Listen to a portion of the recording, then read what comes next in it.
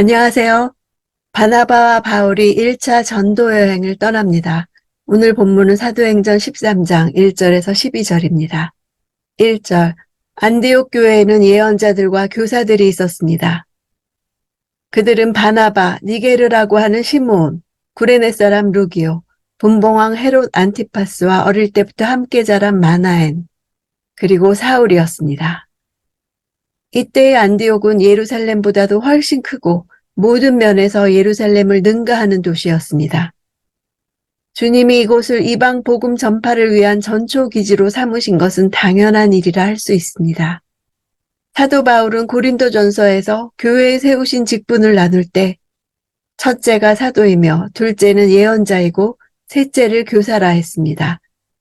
이처럼 예언자와 교사는 사도와 더불어 나열될 정도로 초대교회에서 중요한 사역을 담당했습니다. 안디옥의 지도자들은 인종적, 문화적 다양성을 나타냅니다. 시므온은 니게르라고 한 것을 보면 흑인 개종자였을 것입니다.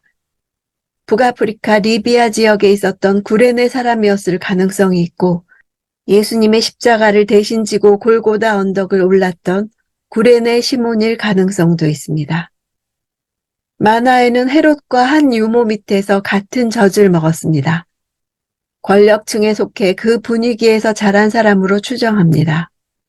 같은 젖을 먹고 자랐지만 한 사람은 세례 요한을 죽이고 예수님을 재판한 이름을 남기게 된 반면 다른 한 사람은 예수 그리스도를 위한 복음 전도자로 영광스러운 이름을 남기게 되었습니다. 누가가 헤롯의 왕실과 가족에 대해 많은 것을 알고 있었던 것으로 보아 마나엔이 자료 제공자의 역할을 했을 것입니다. 2절. 그들이 주께 예배드리며 금식하고 있을 때 성령께서 그들에게 너희는 바나바와 사울을 따로 세워 내가 그들에게 맡긴 일을 하게 하라 라고 말씀하셨습니다.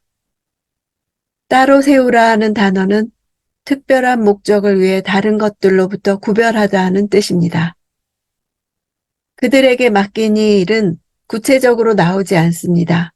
그것은 아브라함의 부르심과 다를 바 없었습니다. 두 경우 모두에 가라 하는 명령은 분명했으나 반면에 가야 할 땅과 해야 할 일은 분명치 않았습니다. 그래서 하나님의 부르심에 응답하는 것은 담대한 믿음의 발걸음을 내딛는 것을 요구하는 것입니다. 그들의 첫 번째 반응은 금식하며 기도하는 것이었습니다.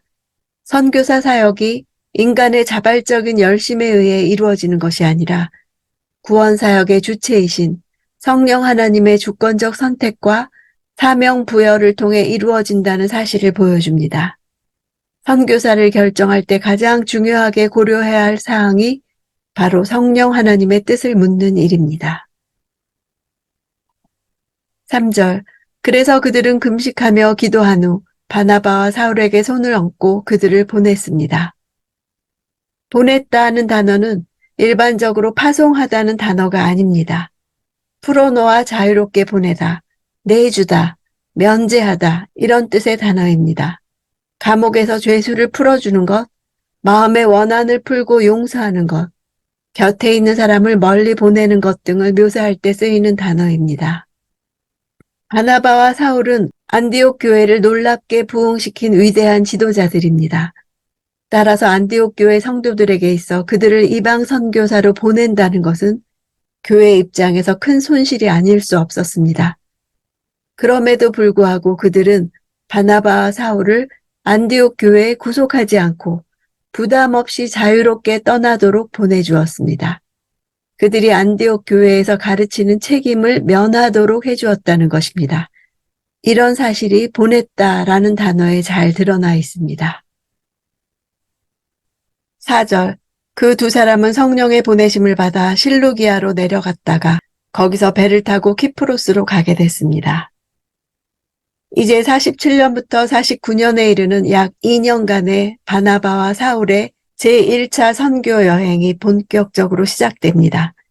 여기서 보내심은 파송이라는 뜻입니다. 사울과 바나바를 파송한 것은 외형적으로는 안디옥 교회였으나 실제로는 성령이었다는 사실을 드러내주고 있습니다. 키프로스는 지중해에서 시실리, 그레데에 이어 세 번째로 큰 섬입니다. 5절 그들이 살라미에 이르러서는 유대 사람의 여러 회당에서 하나님의 말씀을 선포했습니다. 요한이 동행하며 그들을 도왔습니다. 살라미는 키프로스 섬에서 가장 크고 번화한 항구 도시였습니다. 여러 회당이란 그곳에 유대인들이 많이 살고 있었다는 사실을 보여줍니다. 키프로스 섬에 유대인들이 거주하기 시작한 것은 대략 주전 320년경부터인 것으로 알려져 있습니다. 또한 30년경에 일어난 스데반의 순교 사건으로 예루살렘에서 흩어진 유대인 출신 그리스도인들이 이 섬에 안착하여 이곳 유대인들에게 복음을 전함으로 교회가 생겨나기도 했습니다. 즉 키프로스는 이미 하나님의 복음이 들어와 있던 섬이었습니다. 바나바와 사울은 주로 유대인들을 대상으로 구약 성경을 중심으로 예수 그리스도의 메시아 되심에 대한 메시지를 선포했습니다. 이방 땅에서 이방인들에게 복음을 전하지 않고 유대인들에게 먼저 전한 것은 바울의 선교 원칙에 근거한 것이었습니다. 예수께서도 예루살렘과 온 유대와 사마리아와 땅끝까지라고 복음이 먼저 유대인에게 전해져야 한다고 말씀하셨습니다. 사울은 자신이 이방인의 사도로 부르심을 받았지만 구원이 유대인에게서 났기 때문에 유대인에게 먼저 전하는 것을 원칙으로 삼았습니다. 마가라 하는 요한이 동행한 것은 안디옥 교회와 예루살렘 교회가 협력 선교를 했다는 사실을 보여줍니다. 6절 그들이 그 섬을 가로질러 바보에 도착했습니다. 거기서 그들은 바예수라는 사람을 만났는데 그는 유대 사람 마술사여 거짓 예언자로서 가로질러라는 것은 144km에 이르는 키프로스 섬을 횡단했다는 뜻입니다. 바보는 아프로디테 신전이 있던 곳이며 로마에서 파견된 총독의 관저가 있던 곳입니다. 별다른 언급 없이 살라미에서 바보에 이르렀다고 기록하는 것으로 볼 때 키프로스에서의 두 사람의 초기 선교 사역은 별다른 성과가 없었던 것으로 추정됩니다. 7절 총독 서기오 바울 곁에 함께 있는 사람이었습니다. 지성적이었던 총독은 하나님의 말씀을 듣고 싶어 바나바와 사울에게 사람을 보냈습니다. 총독 서기오는 로마 원로원 의원의 선거권을 가진 명망 있는 인물이었습니다. 그 곁에 함께 있었다는 것은 총독이 바예수를 자문관 정도로 항상 측근에 두고 있었다는 사실을 보여줍니다. 듣고 싶다는 단어는 간절히 바라면서 부지런히 찾아 구하는 것을 뜻합니다. 그가 하나님의 말씀을 듣고 싶어 한 것은 마술사 바예수가 항상 곁에 있음에도 불구하고 그의 영혼이 만족을 얻지 못했음을 말해줍니다. 그리스도인 바울이 로마의 총독 바울에게 예수 그리스도의 복음을 전하게 된 것입니다. 8절 그러나 엘루마라고도 하는 이 마술사가 그들을 막으며 총독이 믿음을 갖지 못하게 하려고 애를 썼습니다. 못하게 한다는 단어는 벗어나게 하다, 빗나가다 라는 뜻입니다. 총독이 믿음으로부터 벗어나도록 했다는 것입니다. 바나바와 사울이 총독에게 복음을 전하고 돌아가면 복음을 비방하는 말과 각종 다른 말로써 총독이 믿음의 길에 들어서지 못하도록 갖은 노력을 기울였을 것입니다.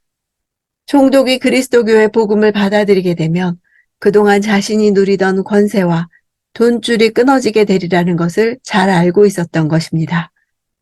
바울은 이를 마귀의 공격으로 보고 마술사와 대결했습니다. 9절 그러자 바울이라고도 하는 사울이 성령 충만한 가운데 엘루마를 뚫어지게 쳐다보며 말했습니다. 여기에서부터 사울을 바울로 부르고 있습니다. 바울, 즉 파울로스는 작은이라는 뜻의 로마식 이름입니다. 당시 헬라 지역 출신 유대인들은 히브리식 이름과 함께 로마식 이름도 가지고 있었습니다. 바울 역시 원래부터 로마식 이름을 가지고 있었습니다. 그런데 이제 와서 그의 로마식 이름을 밝히는 것은 총독 서기오 바울에 대한 전도와 바예수와의 영적 전쟁에서 이방인에게 더 익숙한 로마식 이름을 거명한 것입니다. 성령 충만한 가운데 엘루마를 뚫어지게 쳐다봄으로써 그가 마귀의 자식인 것을 알아차렸을 것입니다. 10절 이 마귀의 자식아, 너는 모든 의의 원수로다. 너는 갖은 속임수와 거짓으로 가득 차 있구나. 주의 바른 길을 어지럽게 하는 일을 그치지 못하겠느냐. 누구의 자식이라는 표현은 히브리적 관용구로서 누구와 속성과 성품이 같다는 뜻입니다. 마귀 같은 자라는 뜻으로 쓰였습니다. 주의 바른 길은 바울과 바나바가 총독에게 전했던 복음을 가리킵니다. 11절 이제 주의 손이 너를 치심으로 내 눈이 멀어 얼마 동안 햇빛을 보지 못할 것이다. 그러자 즉시 안개와 어둠이 그를 덮쳤고 그는 이리저리 더듬으며 자기 손을 잡아 이끌어줄 사람을 찾았습니다. 햇빛을 보지 못하게 한 것은 그의 마술이 태양을 비롯한 천체의 관측을 통해 이루어졌음을 말해줍니다. 그에게 주어지는 심판은 제한적인 것이었습니다. 영구히 계속되지 않는 것은 회개할 기회를 주기 위함이었습니다. 바울 자신도 부활하신 예수를 만났을 때 일시적으로 시력을 잃었던 적이 있었습니다. 바예수 또한 자신과 같이 회개하기를 바랐을 것입니다. 안개라는 단어는 고대 헬라의 의학자 히포크라테스가 자주 사용하던 용어입니다. 눈동자의 수정체가 결막염이나 백내장 등의 질병으로 흐려지는 것을 가리키는 말입니다. 어둠은 아예 보이지 않는 것을 말합니다.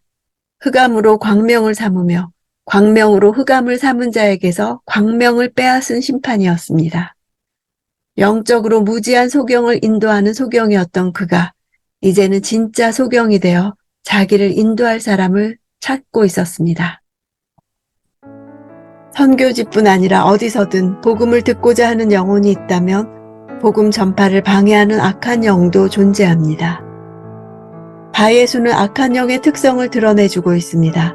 바예수, 예수의 아들이라는 이름을 가지고 진리인 것처럼 위장하여 사람들을 거짓으로 미혹시킵니다. 영적으로 혼적으로 사람들을 현혹시킵니다. 권위 있는 사람 곁에 붙어서 권위자를 조종해서 권세를 부립니다. 우리가 복음을 전하기 위해 애쓰는 것처럼 악한 영 역시 복음을 방해하려 애를 쓴다는 사실을 인식해야 합니다. 그래서 결신자를 얻기가 힘들고 겨우 얻었다가도 다시 빼앗기는 일이 많은 것입니다. 교묘하게 위장된 악한 영의 정체를 드러내고 쫓아내는 것은 성령 사역입니다. 어두운 데 빛을 비추시는 성령 앞에 드러났습니다. 전도는 바로 영적 전쟁이기에 대적하고 명령해야 합니다. 전도 대상자 총독을 붙들고 씨름하는 것이 아니라 그에게 붙어서 방해하는 영을 상대하는 것입니다. 예수, 구원의 아들이라는 거짓 이름 대신 마귀의 자식이라는 정체를 드러내며 속임수와 거짓을 그치라고 명령했습니다. 그에게 하나님이 하실 일을 선포할 때 즉시 악한 영의 역사가 멈춘 것을 볼 수 있습니다. 복음 전도 대상자의 곁에서 방해하고 미혹하는 악한 영을 대적하며 성령의 다스림 가운데 전할 때 총독이 믿게 된 것과 같은 결실이 있을 것입니다.